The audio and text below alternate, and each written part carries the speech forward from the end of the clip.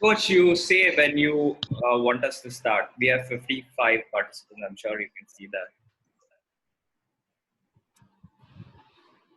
He is actually having internet problems today, so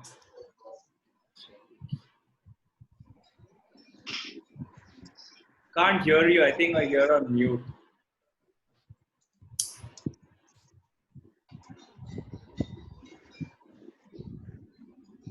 Can't hear you. You can use the chat.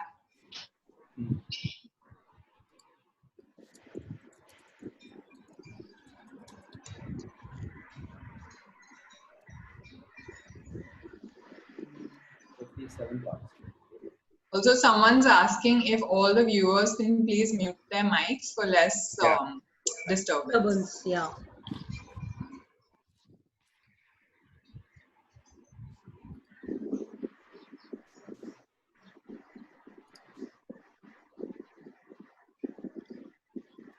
Okay, I think Coach.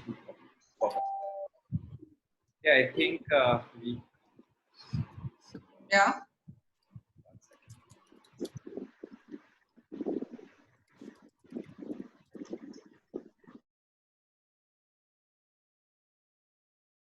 Mute myself.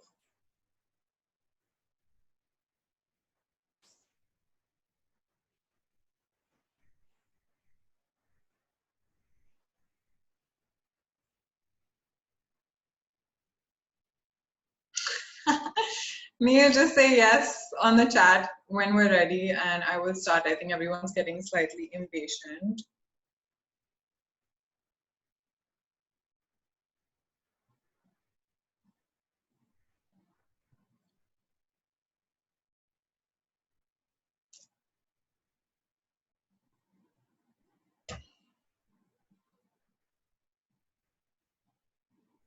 Okay, awesome. Yeah, let's get started. Okay, guys, thank you everyone for being here. I think we have 57 participants, so thank you so much. I hope your Indian Plank Challenge training has been going well. Before I start this session, thank you for all your questions. I think I got 21 questions in total, but I am covering broad topics today for you all. So it's easier for everyone in terms of general nutrition when you are training, especially training for endurance sports. To begin with, I am Raashi Malhotra. I am a nutrition and wellness coach. And the reason nutrition and wellness is because you cannot take one out from the other. Wellness is holistic and nutrition is one pillar. And I specialize primarily in nutrition. And I help people connect with themselves and with their bodies in order to optimize performance by creating a deeper mind-body connection and also just overall lead a healthier life. So performance in every area of your life, not just sport. But I do work with runners and endurance athletes, and today I'm here to serve you for that purpose. So to begin with, I want to say that even as an endurance athlete, nutrition is important. So yes, what I'm covering today is important, but I would highly recommend that you look at other areas of your life that add stress, because that affects your performance a lot. So overall wellness also affects performance. So be mindful of the stress that you take overall. Okay. To start with, I think maximum queries were on pre-workout, post-workout, and intra-workout nutrition. So that's what I'm going to begin with. And to establish nutrition for endurance sport, I need to first let you know that when you are running or when you are cycling or doing any endurance activity, your primary source of energy that you burn is fat. So you have to optimize fat burning in your body. Now, when I say fat, I don't mean you need to be overweight for it. Sometimes the leanest athletes have great fat stores in order to optimize performance. And when you optimize fat utilization for performance, that's when you see benefits during your race, which means that even your intra-run, like when you're in the middle of a run, how many of you all experience this wall where you just can't break through and you suddenly feel totally fatigued, you experience brain fog? If any of you all have experienced this, I'd like you to interact and just say yes in the chat box so that we can see how many people experience it. And that primarily happens because your overall nutrition is not on track. Not just around your race, but during the rest of the month, right? So you have to optimize So many yeses. Look at that. So the reason that this happens is because most of our diets are high in carbohydrates. Okay, and especially as an endurance athlete, if your diet is high in there were 12 yeses. So if your diet is high in carbohydrates, it leads to insulin resistance, which means that you cannot optimize fat burning and the usage of blood glucose. Now, you need to make sure that your overall diet is higher in fat and lower in carbs in order to optimize fat burning during performance. And before a run, I highly recommend that you avoid carb loading. Right, so don't eat the pasta, don't eat the noodles, don't eat the bread. You don't need it at all. It's better that you consume fat and protein if it's decently before a race, or if it's just before a run, you can have something like a bulletproof coffee, which is essentially 1 tablespoon of coconut oil or ghee in coffee, or you can have a few nuts, because that is going to help you optimize your run. Okay, so now if you are running shorter distances, I first recommend that you start with having fat before your run for the shorter distances and not for the longer distances. And I want you to be aware of the fact that for the first 2 weeks, you're not going to perform as well during your 5K or your 10K when you start having fat, because it takes a while for your body to get fat adapted. It is so used to getting that glucose from the carbohydrates that you're eating that it takes a while for it to kick into fat burning mode, right? But I promise you, if you just continue for 1 to 2 weeks, you will break past that and you will feel the benefits while you're running. And once you start feeling that benefit during your short run, I recommend start doing it during your longer runs as well, right? So pre-workout should ideally be fat or fat and protein. Post-workout should be a balanced meal of carbohydrates, fat and protein. But again, make sure that this is when you can add your carbohydrates, and I will answer that, Siddhesh. Post-workout should be fats, carbohydrates, and protein. And the reason you can add carbs post-workout is because your body needs to recover and replenish its glucose stores. And this is when it utilizes your carbohydrates optimally. Okay, so post-workout, just have a balanced regular meal. You want to have a protein shake, go ahead and do that. If you're having a fruit, please make sure that you have that first within half an hour, and then go ahead and have your meal. But overall nutrition is important. Make sure there are vegetables and micronutrients. Now, intra-workout requirement of carbs also decreases when you optimize your overall nutrition, which means that if you are eating nutritious food, and I will cover the pillars of a nutritious diet later, your intra-workout needs also lessen. But during a workout, if you start feeling your energy levels drop, I would recommend that this is also the right time to have your carbs, because you optimally use your carbs at this time as well. So what does that mean? You can have dates. You can have maybe a peanut butter and chocolate energy bar, or you can have a few nuts, right? So you can do that, and you can also have your dates, dried fruit, all of that during your run or during your longer runs. So this is for pre, intra, and post workout. And when I say fat, fat means coconut oil, olive oil, nuts, seeds, avocados, paneer, cheese. All of this is fat. So this is a great addition to your diet. Okay, even just regular fresh coconut is a great source of fat. And when I mean carbs, carbs means potatoes, whole grains like brown rice, wheat, millets, and fruit. All of this is carbohydrate. Okay, so your grains are essentially carbohydrates, oats are carbohydrates. So this is what I mean by a high carbohydrate diet. As Indians, we tend to eat carbohydrates at every meal. We eat roti chawal with every meal. We eat toast butter in the morning almost every single day. That is not helping your performance at all, right? So work on slowly decreasing your carbohydrate intake and increasing your fat intake. So that also means putting ghee ka tadka in your dal, right? That's a great way to increase fat intake as well, an Indian way to increase fat intake. So yeah, that's essentially your pillars. The second thing I want to cover is micronutrients. Your micronutrients come from our vitamins and minerals that come from vegetables. Now, the easiest way to understand how many vegetables to eat is that you start by eating at least 2 types of vegetables with every meal. So that means that if you're having lunch, you can have 2 types of sabzis. Now, vegetables do not mean aloo and paneer. Okay, in India, so many of us think aloo and paneer ki sabzi is vegetables. Pav bhaji is vegetables. That is not vegetables. Vegetables are beans, leafy greens, brinjal, all your bottle gourds and your other gourds, pumpkin, beetroot, carrots, cucumber, tomatoes. These are all your vegetables. Okay, so try by having at least 2 types of vegetables per meal, and then maybe just having one fruit during the day. This ensures that you're getting a range of vitamins and minerals. Leafy greens are super important for you as well. Okay, so make sure that there are lots of greens in your diet because they are the most power packed vegetables that you can have. So that means palak, amaranth leaves, all of that. Yeah. And protein intake is also super important. So I had a lot of questions about protein supplements as well.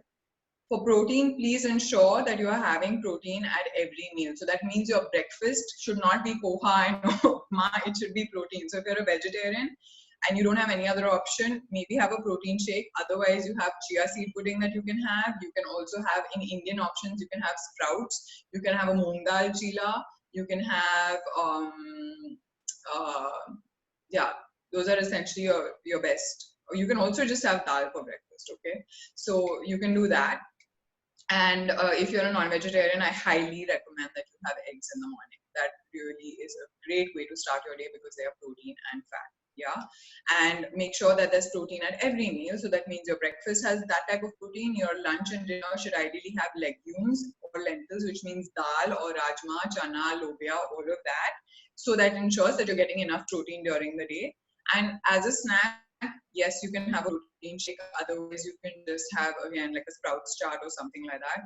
But again, if you're optimizing your nutrition and you're having higher fat and lower carbs, you won't feel that hungry and you won't feel the need to snack. Snacking is not necessary at all. Okay.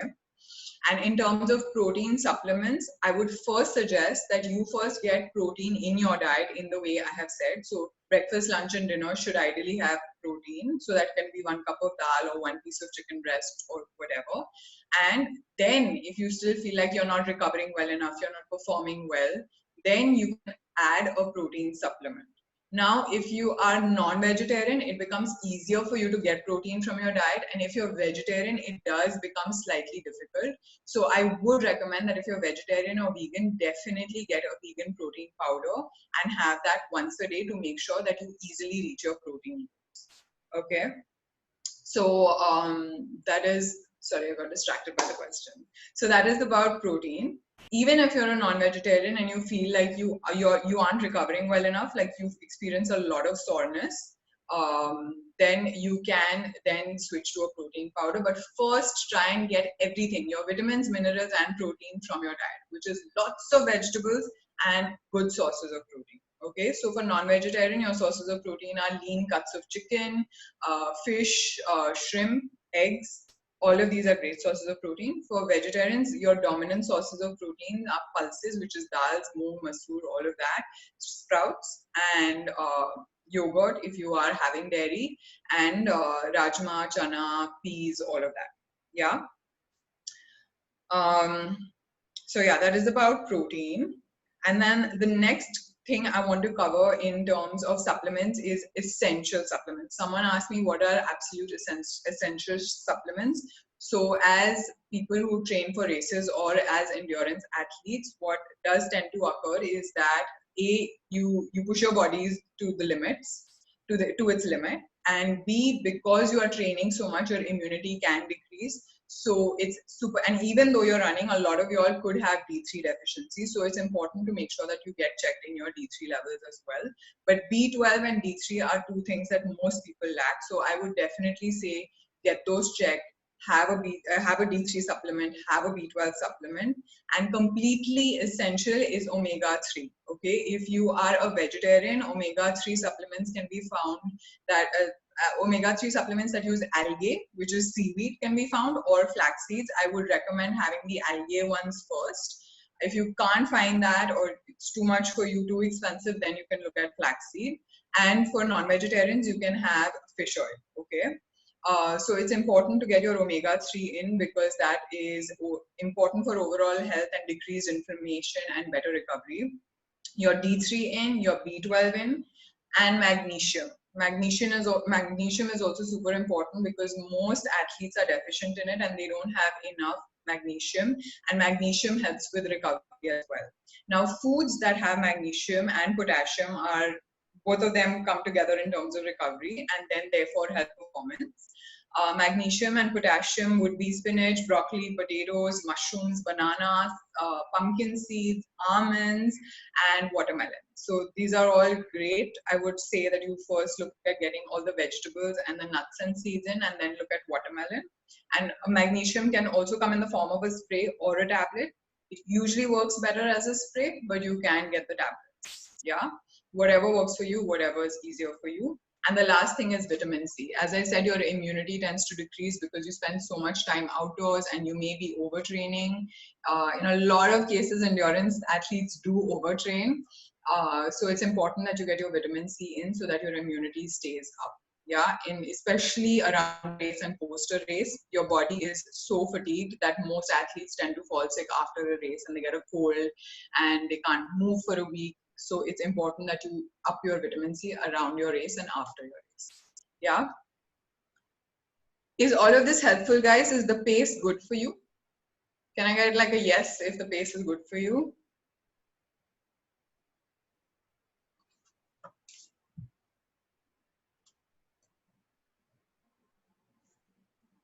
Okay, awesome. Perfect. Great. Okay, cool. And the next thing that I want to address in terms of nutrition is dairy. I had a lot of questions about whether you should have dairy and about estrogen levels in men and all of that, and having milk powder instead of having milk. Overall, I usually recommend that you don't consume dairy in the form of milk. If you're having yogurt, that's okay. If you're having cheese, that's also okay, but make sure it's not processed. And I'm coming to processed food next. But I would say avoid the milk because it isn't even real milk. I mean, the way they make the milk that comes in Tetra Pak nowadays, or even in your Doodh Ki Theli, is not really milk, so it's not really helping your body. It's a lot of artificial stuff in there, and that causes a lot of inflammation in your body as well. So I would overall recommend everyone that at least for 2 weeks stop having the milk and see if your body feels better, and if it does, that means you're probably going to do better without the milk. Yeah. So dairy is again very individual, but overall I recommend avoiding milk altogether and then working through with the other sources like paneer, cheese, all of that. Also, I'm really sorry, but I forgot to add that tofu is also a great source of protein. With women and people who have thyroidism, it's important, hypothyroidism, it's important to check that you aren't having too much tofu, but that is highly individualized. So in case that is not advice that I can give generally, but tofu is a great source of vegetarian and vegan protein as well. Yeah. Last thing, processed food. What is processed food? Processed food is anything that comes out of a packet that you find in a supermarket shelf, which means if you're having biscuits, if you're having Maggi, if you're having a lot of white bread that comes out of a packet, if you're having processed meats like salamis and sausages because you think that's giving you lots of protein, if you're having Amul cheese, all of this is processed food and a lot of artificial ingredients. And processed food can A, cause inflammation, B, reduce your gut health, which means you cannot optimize the food that you're eating. If your gut isn't on track, you can eat as much protein and vegetables as you want, but you won't absorb the nutrition, which means the output in terms of performance will also not be there, right? And it also, it is the main cause for things like type 2 diabetes, insulin resistance, all of that. So minimize it completely. Stop with the biscuits, stop with the Amul cheese and with the Maggi noodles and all of that. If you're carb loading with Maggi right now or pasta right now, please stop, because that is what is not allowing you to perform when you're performing, whether that's running, cycling, whatever it is that you do. Yeah. And the last thing is sugar. Sorry, I said processed food was the last thing, but actually sugar is super important. Sugar is the last thing. Sugar in all forms should be avoided. Okay, that is refined sugar, white sugar, brown sugar, artificial sweeteners if you're super serious. corn syrup, maple syrup, all of this, apart from honey, tends to affect your performance. It causes inflammation in the body and in the brain, and it is not good for fat optimization. So when you have too much sugar, your insulin levels go through your blood sugar goes through the roof. Your insulin sensitivity decreases, which is the reason that you can't optimize fat usage from your body, and also why cardiovascular disease, diabetes, type 2 diabetes, all of PCOS, all of this occurs. Yeah.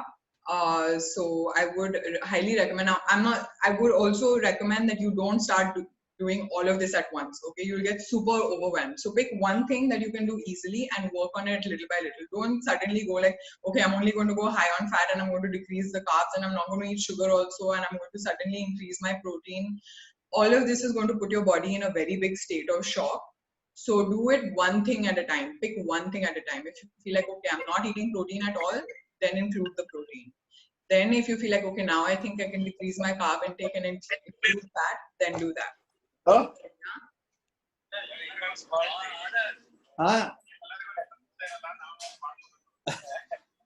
Would you recommend jaggery? I think almost everything is, yeah, could you please mute all? That would be helpful.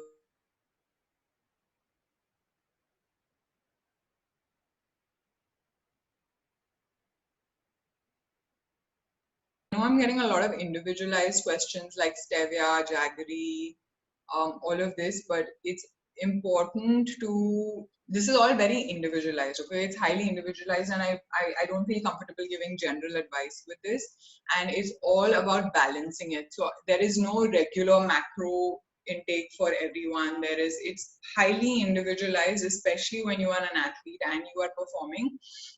So I cannot give you, unfortunately on this call, I cannot give you general advice, but if you like, I'm sure Neil can help you out and we can set up a separate session for you. Yeah.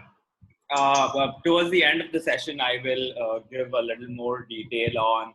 Sorry, I missed introducing her because I thought Coach Deepak did, and then on the side he messaged. That's okay. Yeah.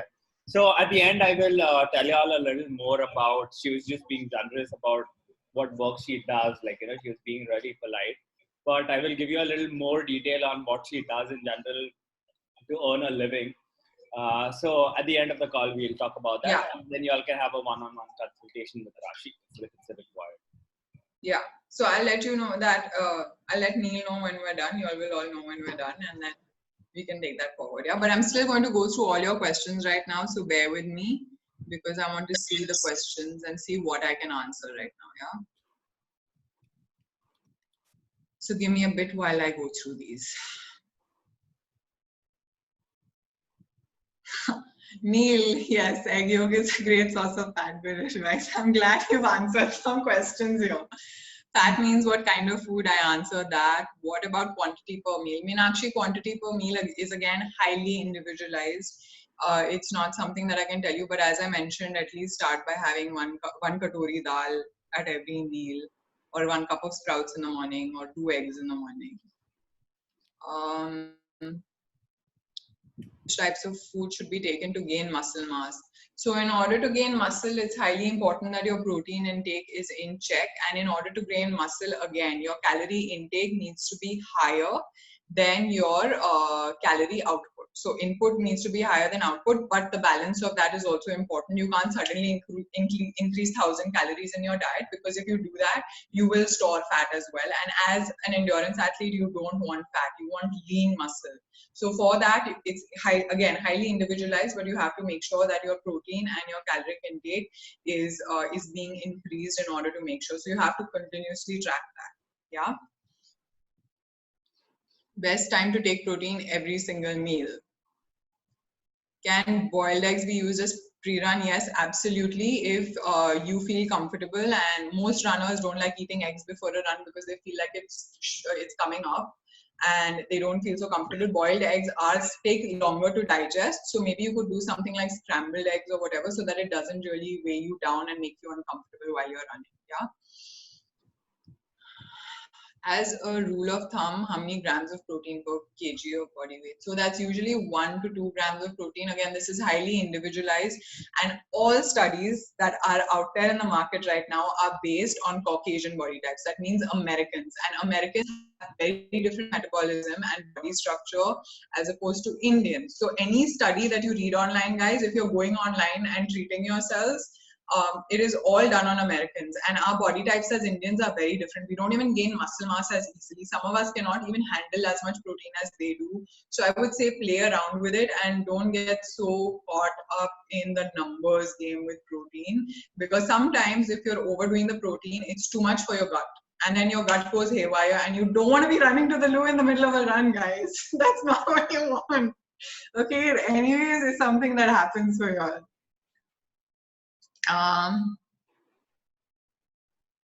Okay, lots of yeses, lots of yeses.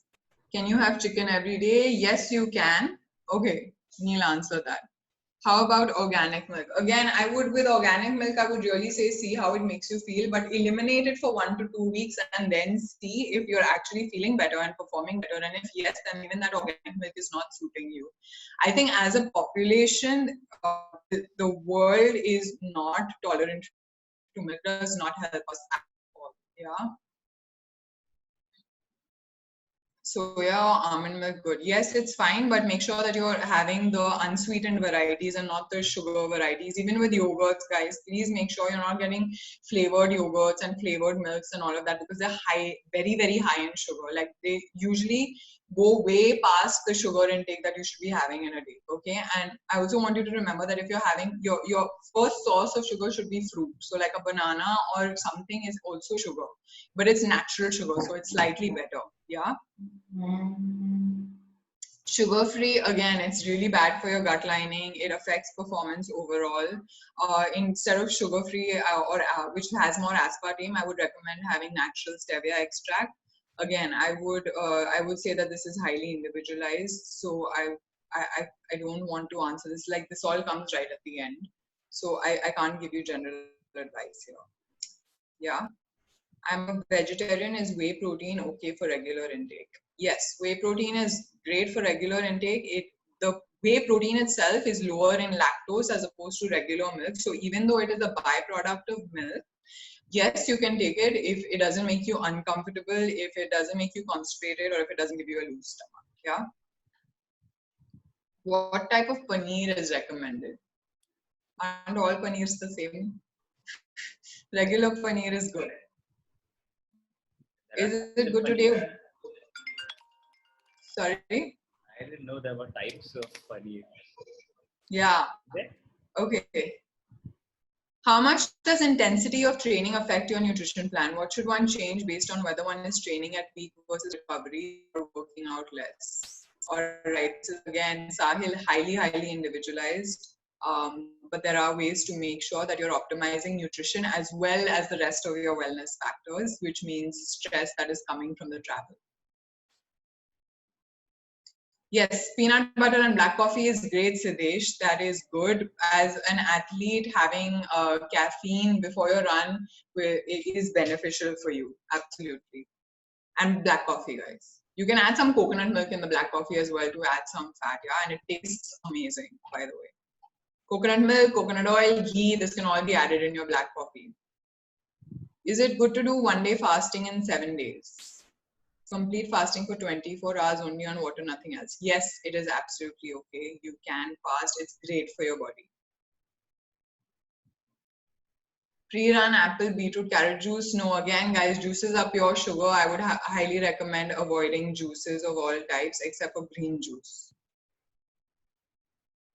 Dark chocolate, yes. If it makes you happy, please go ahead and have some dark chocolate. Maybe especially post run as a reward, it's great. I usually do that after my workout. I'll have a piece of dark chocolate.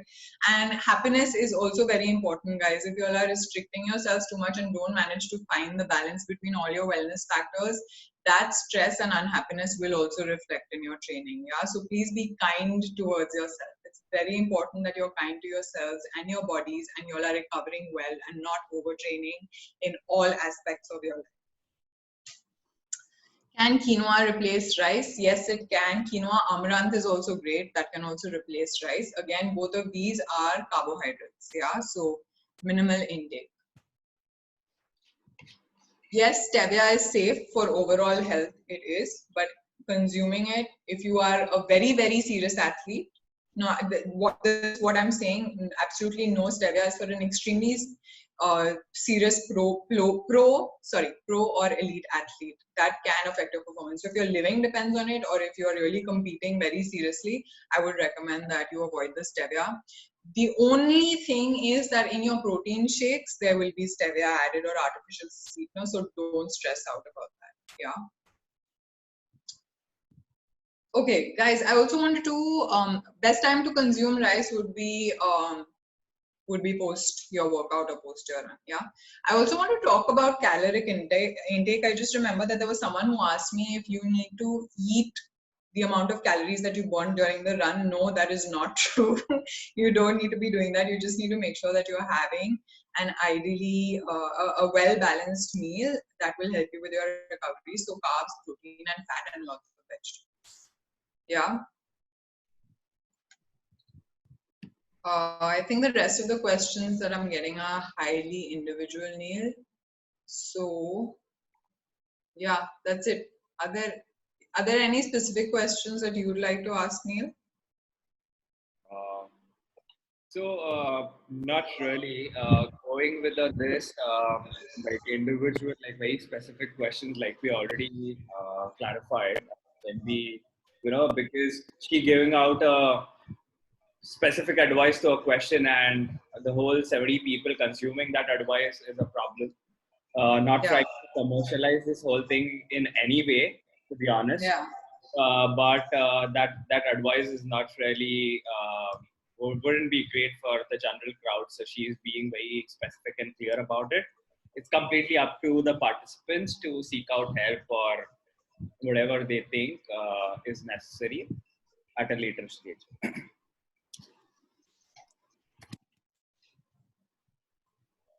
Yeah. So that's it. I mean, as Neil said, it's like some nutrition is high. Nutrition, the fundamentals of nutrition are what I've delivered to you, which are universal, right? Your protein, your vegetables, processed food, all of this is universal, but from athlete to athlete and person to person, not even athletes, just person to person, how things work for each person, the quantities, the type of protein, the quality, all of it differs. So it's highly individual, and I need to know things like your health history, your current body weight, your ultimate goals, all of that. And it's difficult to give you advice because I don't want people to take that advice, incorporate it, and then that not working for them, or rather harming them instead. Yeah. So this is also that your wellness is because your wellness is primary to us. That's the priority.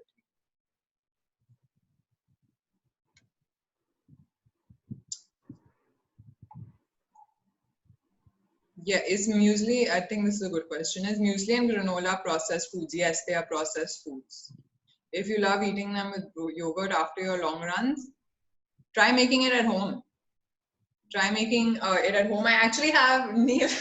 I actually have a high-fat recipe on my blog, like a good granola recipe on my blog. So maybe Neil can help you with that. But you can try making it at home. It mostly has nuts and seeds, and it tastes delicious. You can add it into your yogurt, and it has honey as the main source of sweetness. If you want to add it. For vegetarian diet, how to get B12 and D3 only through supplements. D3 you only get through the sun, and ideally between 11 and 1, and through your back is the best way to get it. But most of us, even if like we don't get as much as we need, so D3 is only supplements, and B12 again mostly supplements, especially for vegetarians because you all don't eat eggs and meat and other sources of B12. Unprocessed cheese is cheese that is more artisanal, so feta, ricotta, things like that, that can be found locally from your organic retailers. Okay, I think we're good, Neil. Yeah. Give me a second. Trying to. I hope you all enjoyed this, guys, and I hope it was helpful. If it was, please give me another yes in the comments.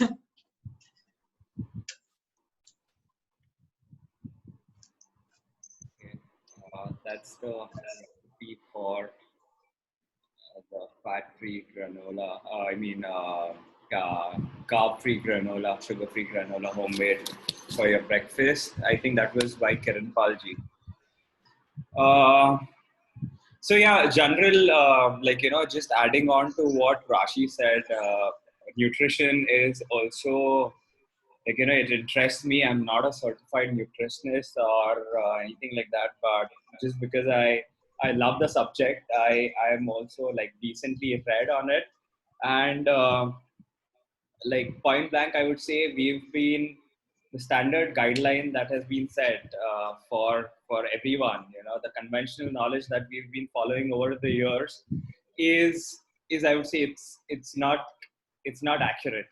We it's to put it in, it's not going to make you healthy for sure. The amount of carbs that falling at the bottom of the pyramid of your food pyramid is absolutely the main reason for whatever illnesses that exist. So trying to question those conventional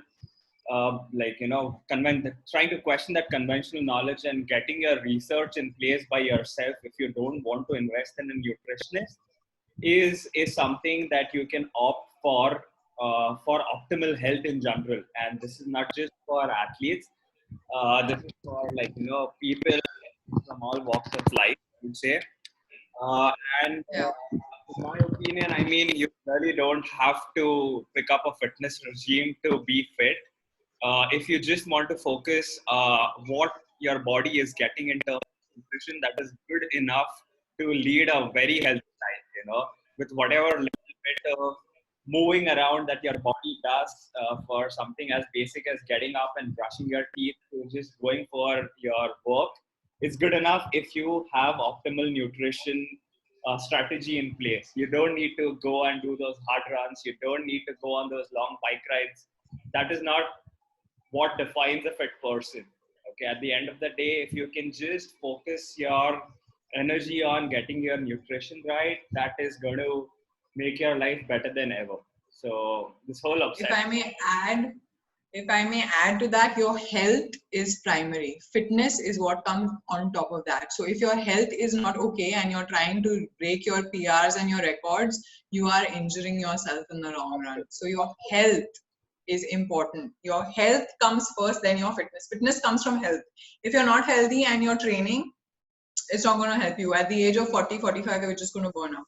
Yeah. Some people, why do so many people have heart attacks at the age of 40? Because they're super stressed out, and then they're stressing themselves their bodies out as well by doing such high endurance sport. But they haven't looked after their health. They aren't sleeping well enough. Their nutrition isn't in place.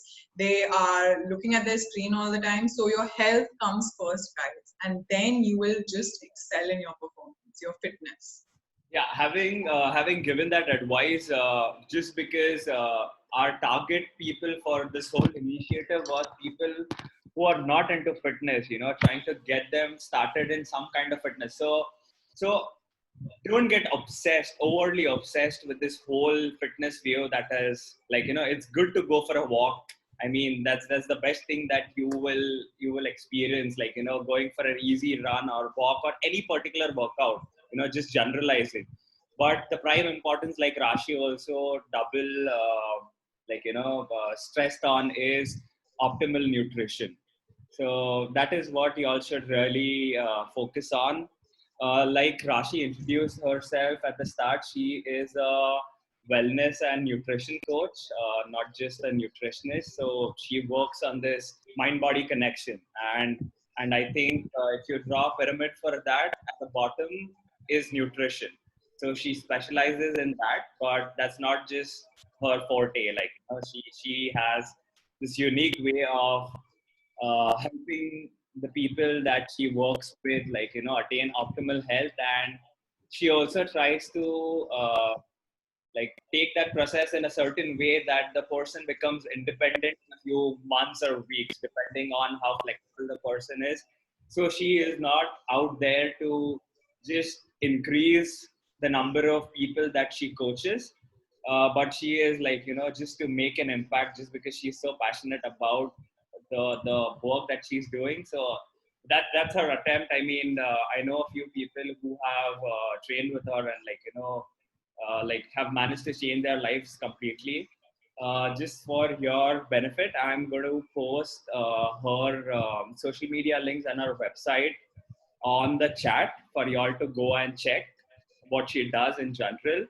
And just clarifying, this is like, this is, I mean, she did not do it out of any vested interest. Our friendship goes back a few years when I just started running, and she used to work for Nike back in the day. So she's just doing this as a favor to me, I would say, just because I called out for it.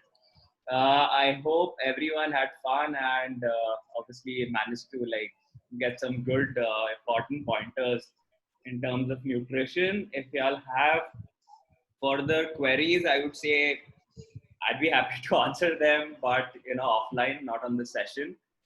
Yeah, have a great weekend ahead, guys. Thank you so much, Raashi. Just I will post a few links so that people can have a reference point. Okay. Thank you, everyone. It was my pleasure. Thank you for all the thank you messages. So that's her. It means a lot. I'm really glad that I could add value in your lives, especially during this lockdown period. If I could help you in any way, it is completely my pleasure and my honor.